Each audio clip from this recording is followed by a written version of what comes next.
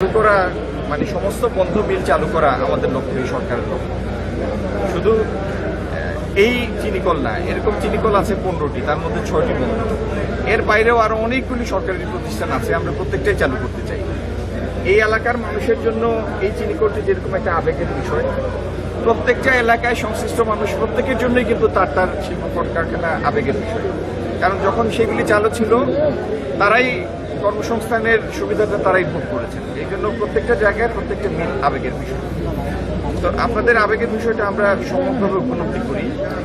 আর অর্থনৈতিক বিবেচনা যেটা, একটা মিল যদি চালু থাকে সেখানে কর্মসংস্থান সৃষ্টি হয়, সেখান থেকে একটা রাজস্ব আহরণের প্রত্যাশা থাকে।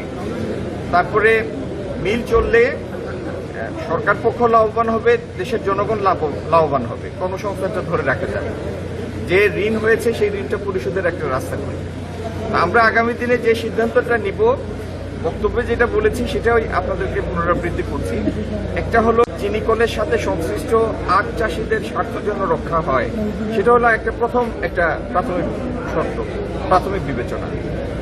দ্বিতীয় প্রাথমিক বিবেচনা হলো এই চিনিকল চালু থাকলে যে পরিমাণ শ্রমিক ছিলেন তাদের স্বার্থের বিষয়।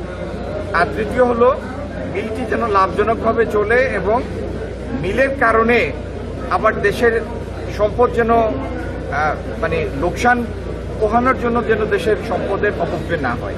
এই তিনটা হচ্ছে বিবেচ্য বিষয়। তো এই জিনিসগুলি সামনে নিয়ে আপনারা দেখেছেন যারা মিলের ভিতরে ঢুকেছেন যে চালের অবস্থা কি। এই চাল সংস্কার না করে মিল কেন, কোনো কিছুই এখানে চালানো সম্ভব না। তো এরকম বেশ কিছু জিনিস আছে, দীর্ঘদিন বন্ধ থাকলে যেটা হয় সেটার প্রথম সংস্কার দরকার। এই সমস্ত জিনিস বিবেচনায় নিয়ে আমরা যারা বিশেষজ্ঞ আছেন, আমরা তো বিশেষজ্ঞ না, বিশেষজ্ঞদের নিয়ে বসে আমরা কি পদক্ষেপ নেওয়া যায়, কত দ্রুত নেওয়া যায় সেটা সেখানে স্থির করি।